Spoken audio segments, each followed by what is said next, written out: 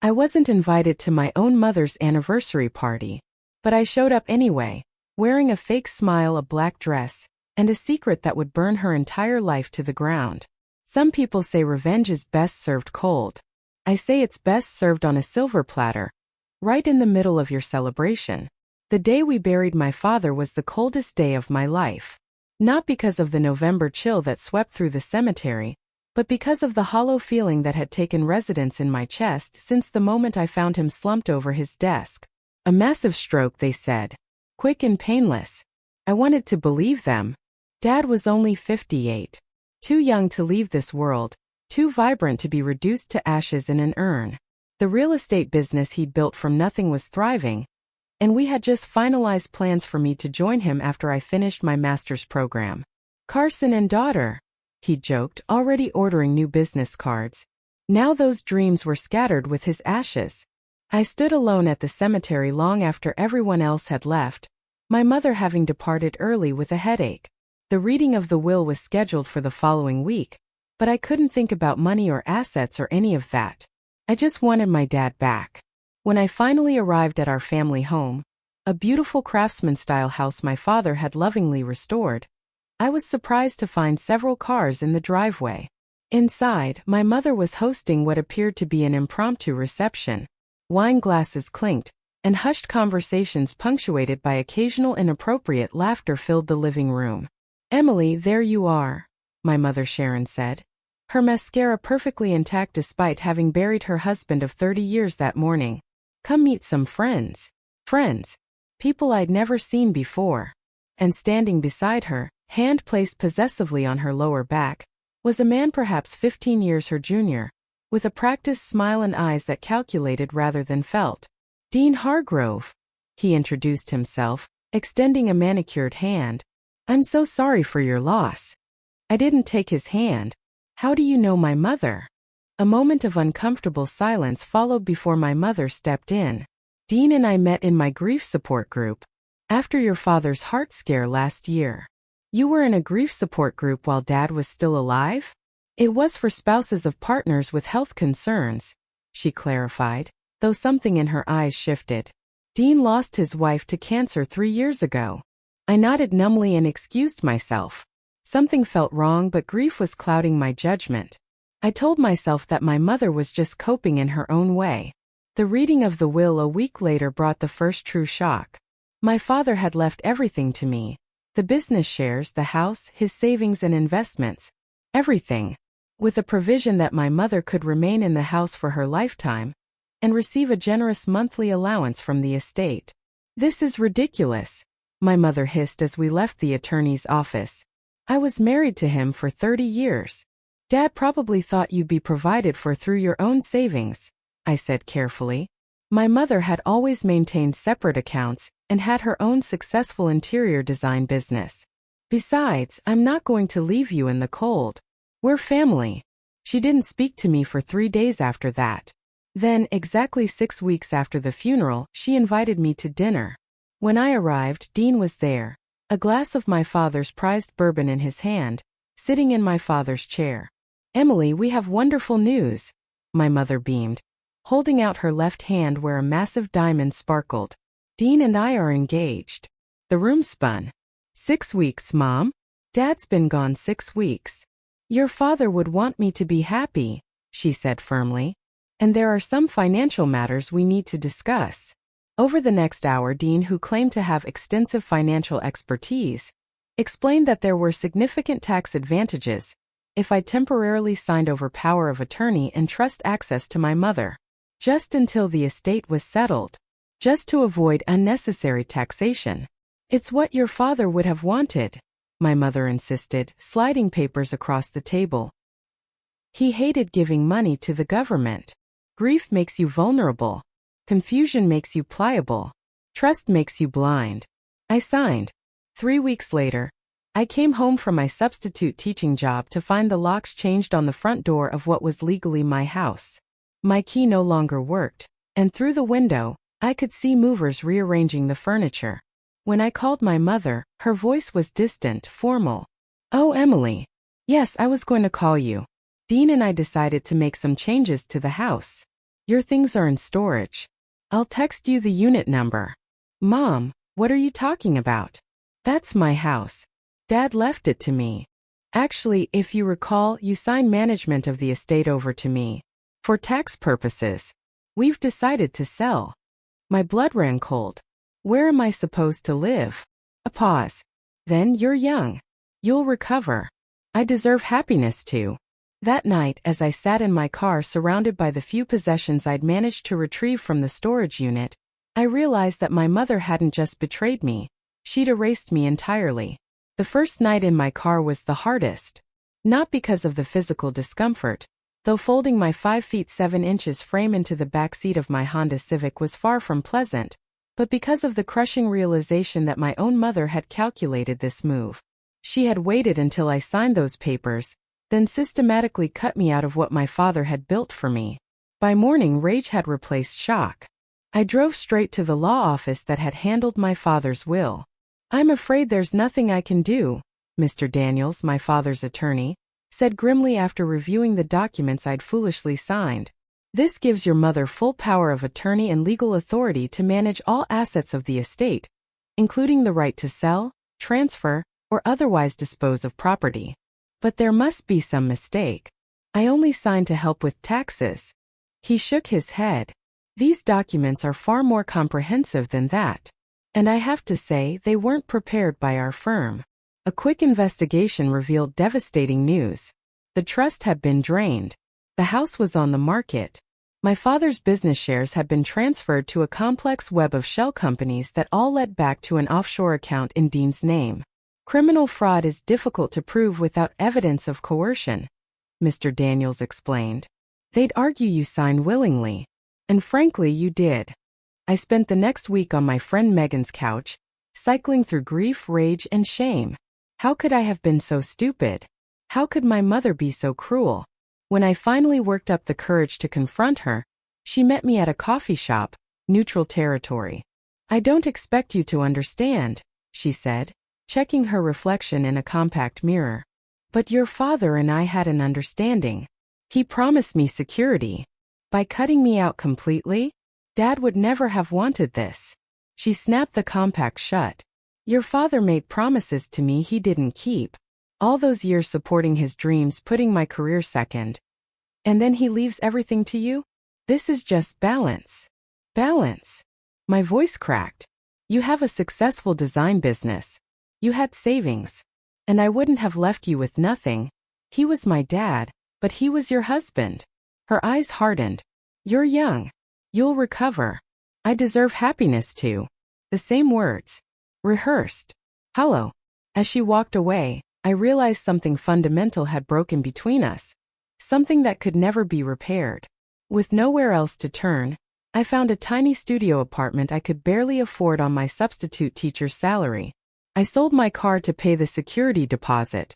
When that money ran out, I took a second job waiting tables at night.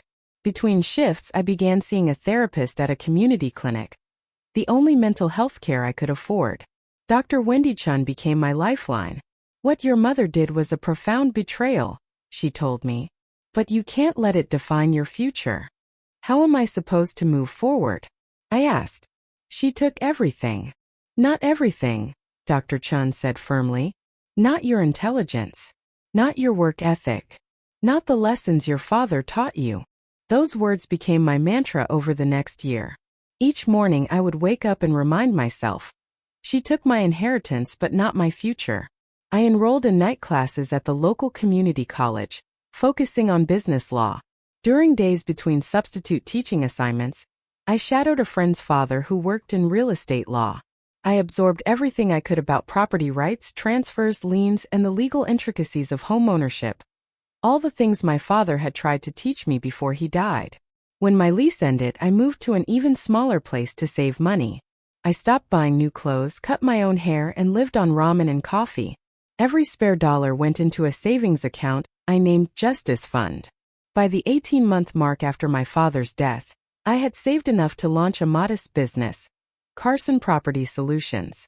I started small, offering administrative support to real estate agents, preparing paperwork, researching properties, handling the tedious background work that agents hate.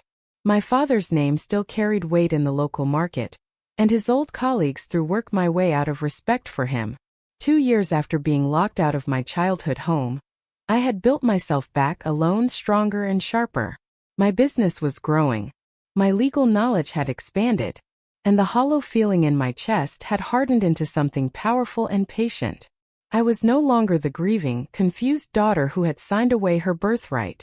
I had become someone new, someone my father would be proud of, someone my mother should fear. But I wasn't ready to move against her. Not yet.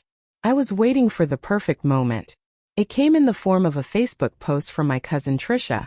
So excited for Aunt Sharon and Uncle Dean's 15th anniversary gala. #power couple, #relationship goals.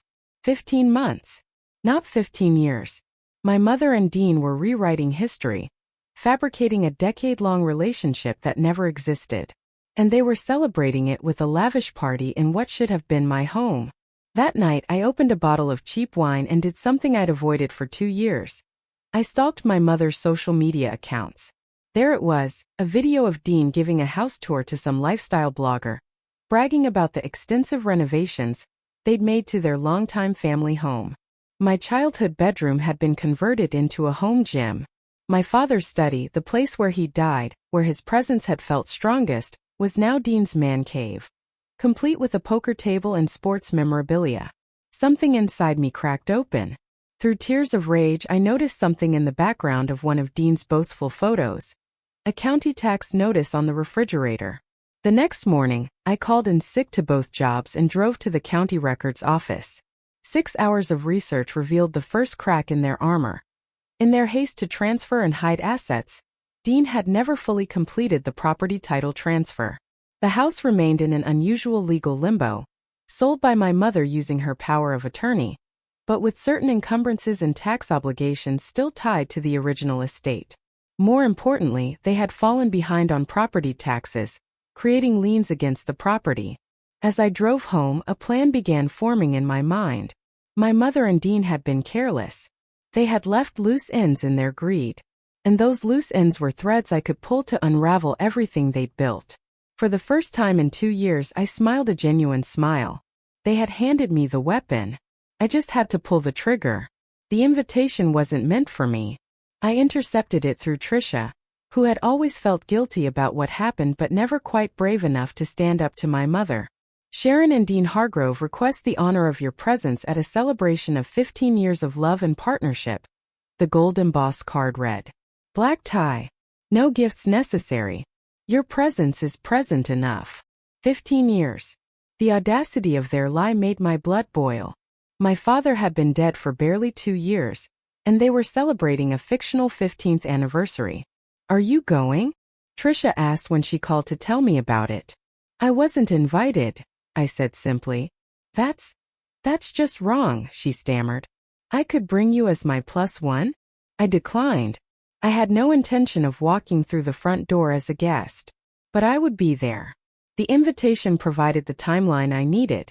The gala was scheduled for exactly 3 months away, the perfect deadline for my plan. The next day, I visited Alan Ross, a real estate attorney I'd met through my business. It's an unusual situation, he admitted after I laid out what I'd discovered at the county records office. But there are definitely irregularities in how the property was transferred. I want to buy the tax liens, I said. All of them. His eyebrows shot up. That's aggressive. And expensive. I've been saving. Over the next 2 weeks, I established a new LLC called Phoenix Holdings. Nothing rises from the ashes quite like a phoenix, after all.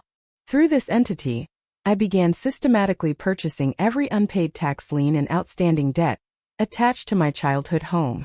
But the real breakthrough came when Alan discovered something disturbing in the title history. There's an issue with the original transfer from your father's estate, he explained, spreading documents across his desk. The signature on this trust document. It's supposed to be yours, but it doesn't match your other signatures. My heart raced. Are you saying they forged my signature? I'm saying there's enough discrepancy that we could petition the court for a forensic handwriting analysis. With this new information, I expanded my investigation. I hired a private investigator to look into Dean's background. The results were illuminating. 3 previous marriages, 2 bankruptcies, and a pattern of targeting wealthy, vulnerable women. He had a history of financial fraud allegations, though nothing had ever stuck in court. As the anniversary party approached, I executed the final phase of my plan.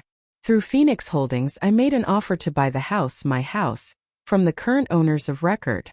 The offer was significantly above market value, with a contingency requiring a quick close. My mother and Dean, perpetually cash-hungry and unaware of who was behind Phoenix Holdings, accepted with almost indecent speed. 3 days before their anniversary gala, the transaction closed. I now legally owned my childhood home again, the home where they were about to host 150 guests to celebrate their fraudulent relationship milestone. The final piece fell into place when I discovered the catering company hired for the event was one where I'd briefly worked during my financially desperate months. One call to my former manager secured me a position on the service staff for the gala. The night before the party, I sat alone in my tiny apartment, surrounded by legal documents and evidence of their fraud. In my hands, I held an envelope containing eviction notices, evidence of the forged documents, and a formal complaint to be filed with the district attorney's office. For a moment I hesitated. Did I really want to do this? To cause such a public scene? To burn this bridge so spectacularly?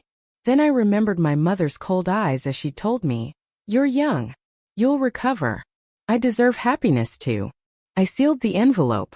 The morning of the gala dawned clear and bright. I woke early, having barely slept. Today was the culmination of 2 years of pain, planning, and patience. I reviewed my files one last time, each document carefully prepared, each piece of evidence meticulously organized. The forensic handwriting expert had confirmed what I already knew. The signature on the trust document was not mine. It was a forgery, clumsy but effective enough to fool a cursory examination. The private investigator had delivered his final report on Dean the previous day. It contained damning evidence of his pattern of financial predation, including testimony from 2 previous wives who had experiences disturbingly similar to mine. At noon, I met with Ellen for a final review of our legal strategy. "Once you do this, there's no going back," he warned. "It will become a legal and likely public battle." "I understand. And you're certain you want to do it this way?" "At their party. We could simply file the paperwork Monday morning." I shook my head. "They stole my life in the house my father built.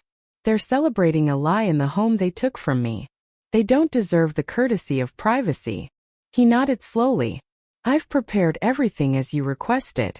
The sheriff will serve the formal eviction notice on Monday morning.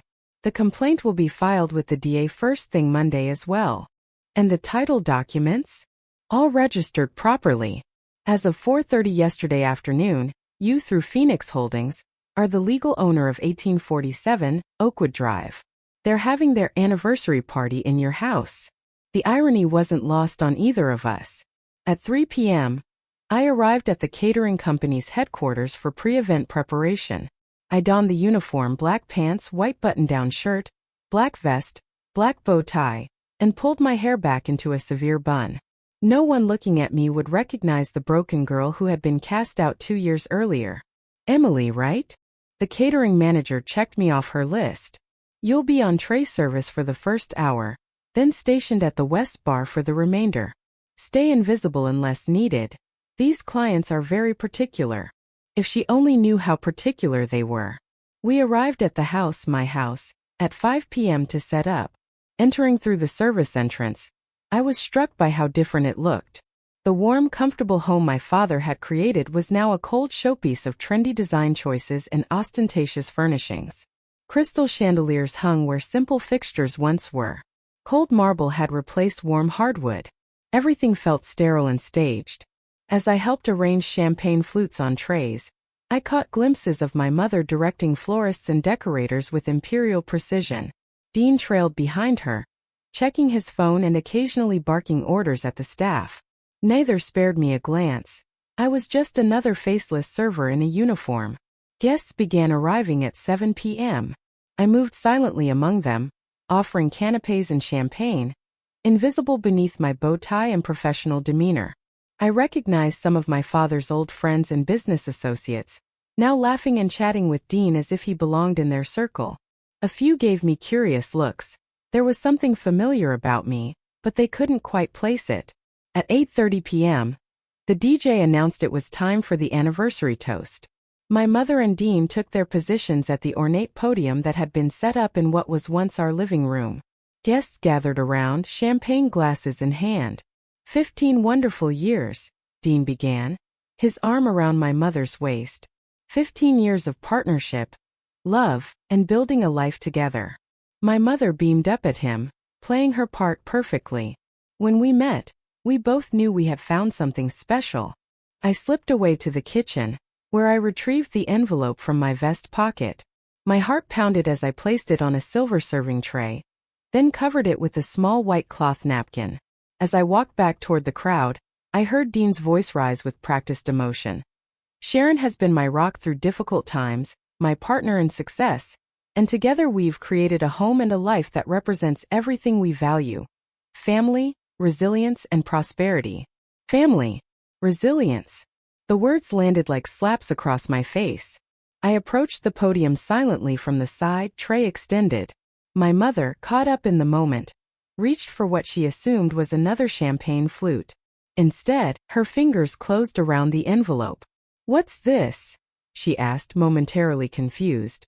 "A delivery, Mrs. Hargrove," I said, meeting her eyes directly for the first time. Recognition dawned slowly.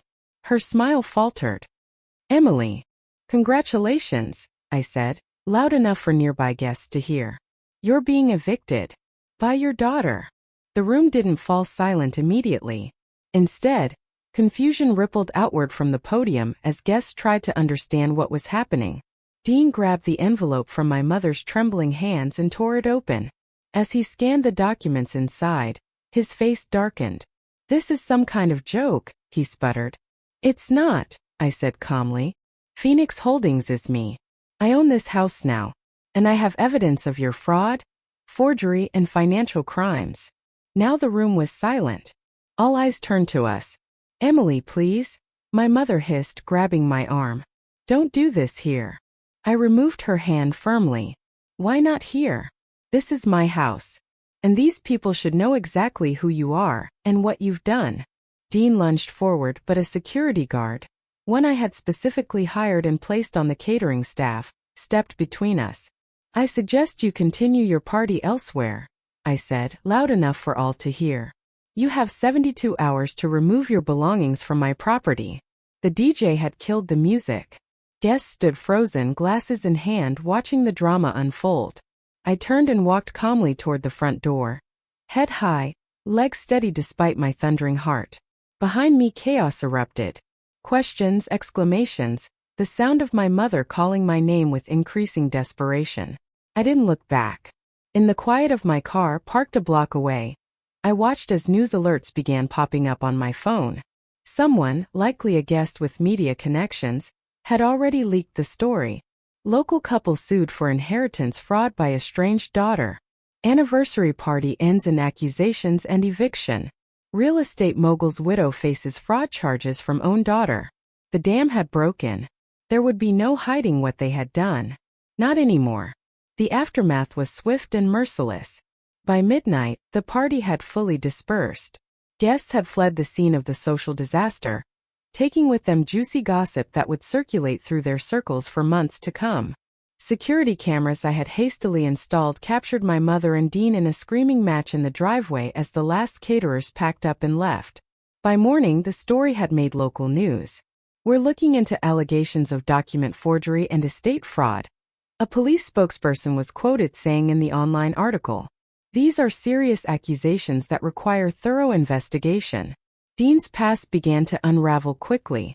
2 of his ex-wives came forward with stories similar to what had happened to me. Journalists uncovered his pattern of moving from one wealthy woman to another, each time leaving financial devastation in his wake. My phone rang constantly. Relatives, family, friends, my father's old business associates, all wanting to hear my side, all claiming they had always had suspicions about Dean. I ignored most calls but answered one from Trisha. "Oh my God, Emily," she breathed. I don't even know what to say. You don't have to say anything, I told her. You didn't know. But I should have done more, she insisted. When they cut you out when they sold the house, I knew it was wrong, but I just went along with it. Her guilt was genuine, and I found I couldn't hold on to anger toward her. What's happening there now? I asked. Chaos. Complete chaos. And Sharon is. I've never seen her like this. Between the public humiliation and the legal trouble, she's falling apart. And Dean is packing. That didn't surprise me. Men like Dean don't stick around when things get difficult. They find new targets, new opportunities. On Monday morning, as promised, the sheriff arrived to serve the formal eviction notice. By then, Dean was already gone, fled in the night with whatever valuables he could carry. My mother remained, barricaded in the master bedroom, refusing to come out even for the officer. I arrived with Alan shortly after the sheriff left. You don't have to be here for this, Alan said as we parked in the driveway. I can handle the property inspection alone. I need to see it through, I insisted. We entered using the keys provided by the court. The house was in disarray, evidence of hasty packing, abandoned celebrations, and the beginnings of Dean's looting. Crystal glasses lay shattered in the sink. Closet doors hung open, designer clothes strewn across the floor where items had been yanked from hangers in haste. I moved through the rooms slowly, taking inventory of what remained of my childhood home. Very little was recognizable. They had gutted it, removing every trace of my father and our life together. As we approached the master bedroom, I heard movement inside. Sharon, Alan called. It's Alan Ross, representing the property owner. We need to speak with you about the eviction timeline. Silence, then the soft click of a lock disengaging. The door opened just enough to reveal my mother's face, haggard eyes swollen from crying, hair disheveled. Where is he? I asked simply. She laughed, a brittle sound devoid of humor. Gone. With my jewelry, my credit cards, and whatever cash he could find. Turns out I wasn't as special as I thought. For a brief moment I felt a flicker of pity. Then I remembered her cold eyes as she told me I would recover from having my life stolen. You have 72 hours to remove your belongings, I said formally. Anything left behind becomes my property. He took everything worth taking, she said dully. The rest is just stuff. Nevertheless, 72 hours. She studied my face, searching for something, mercy perhaps or doubt. She found neither. You ruined everything, she whispered. I held her gaze steadily. No. I took back what was mine. And I did it without becoming you. The door closed. The lock re-engaged. Alan and I completed our inspection of the property, noting damage and items that would need repair or replacement. It was strange to walk through these rooms as an owner rather than the daughter who had been cast out. Bittersweet victory filled my lungs with each breath. 3 days later, when I returned, the house was empty. My mother had taken remarkably little: clothes, personal items, photo albums.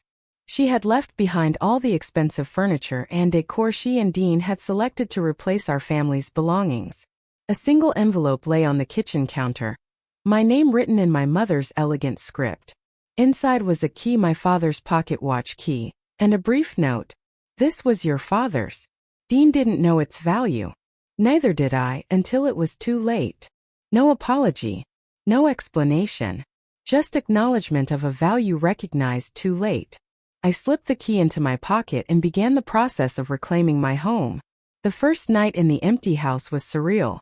I slept on a camping mat in what had once been my bedroom, surrounded by echo and absence.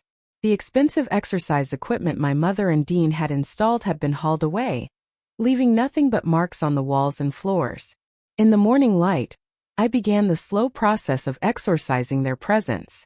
I opened every window, letting fresh air sweep through rooms that felt tainted by deceit.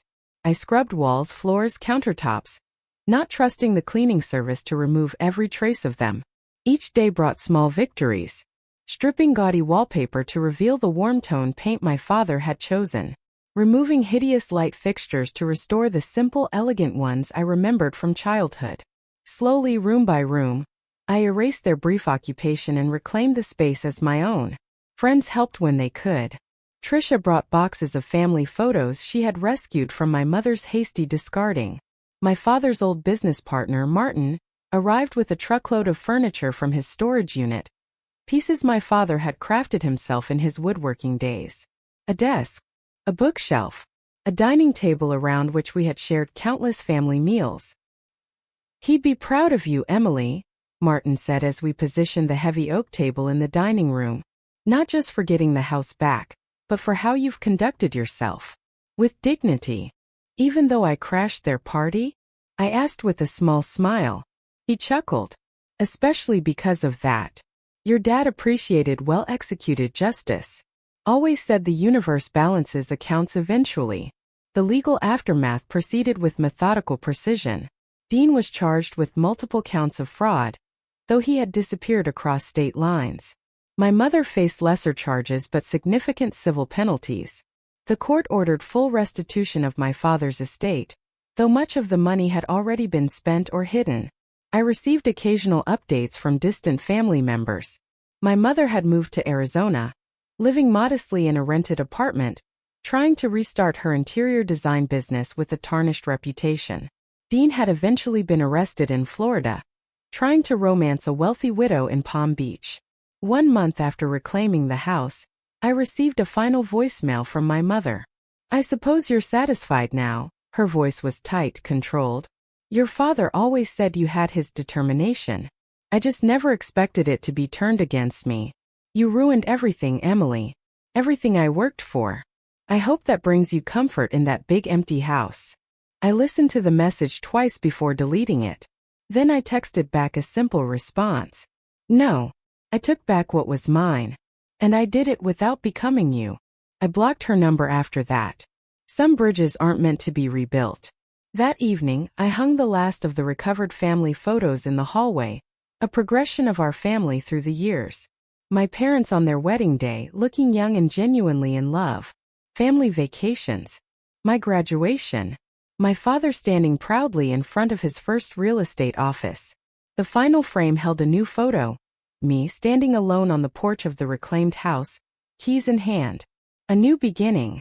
I placed my father's pocket watch on the mantel, wound it carefully with the recovered key, and listened to its steady rhythm filling the quiet room. She stole my past. I reclaimed my future. And somewhere I like to think my father was smiling. 6 months after the anniversary massacre, as Trisha still jokingly called it, I had fully settled back into the house. Carson Property Solutions had expanded into a full-service real estate firm, operating from my father's old office downtown. I had hired 3 employees and was considering bringing on a partner. My mother remained in Arizona. We had no contact, though I occasionally heard updates through the family grapevine. Dean had pleaded guilty to lesser charges in exchange for testimony against others involved in his schemes. He would serve minimal jail time but had lost everything, including his freedom to operate his financial predation ever again. On the anniversary of my father's death, I sat in his restored study, surrounded by his books and the subtle scent of his favorite pipe tobacco that somehow still lingered in the old leather chair. I had finally unpacked the last of the boxes from storage, items I'd managed to rescue before being locked out 2 years earlier. At the bottom of one box, I found a sealed envelope with my name on it, in my father's handwriting. Inside was a letter dated just weeks before his death. "My dearest Emily, if you're reading this, something has happened to me. I've been having strange pains that I haven't told your mother about yet. Don't want to worry either of you until I see the doctor next week. Asterisk. I wanted you to know that I've arranged things to protect both you and your mother. The business and house will come to you. You've earned it with your hard work and dedication. But I've made provisions for your mother as well. Asterisk. Your mother and I have had a complicated relationship these past years. She's not always been happy with the choices I've made or the life we've built. But I believe she loves you as much as I do in her own way. Asterisk. Whatever happens, remember that the most valuable things I leave behind aren't properties or bank accounts. They're the lessons we've shared. Integrity in business. Kindness in prosperity. Resilience in adversity. Asterisk. And most importantly, The knowledge that while houses can be rebuilt and fortunes remade, character once compromised is much harder to restore. I love you and I'm proud of the woman you've become, Dad. I held the letter to my chest and wept, not from grief this time but from connection. Even from beyond, he had found a way to reach me, to remind me of what mattered most. That night I sat on the back porch watching fireflies dance across the lawn, just as my father and I used to do on summer evenings. The house behind me was quiet, peaceful, a sanctuary reclaimed rather than a battlefield one. I had taken back what was mine, but the greatest recovery wasn't the house or the money. It was finding myself again, the daughter my father had raised, the woman he would be proud of. That was the true inheritance, and one that could never be stolen.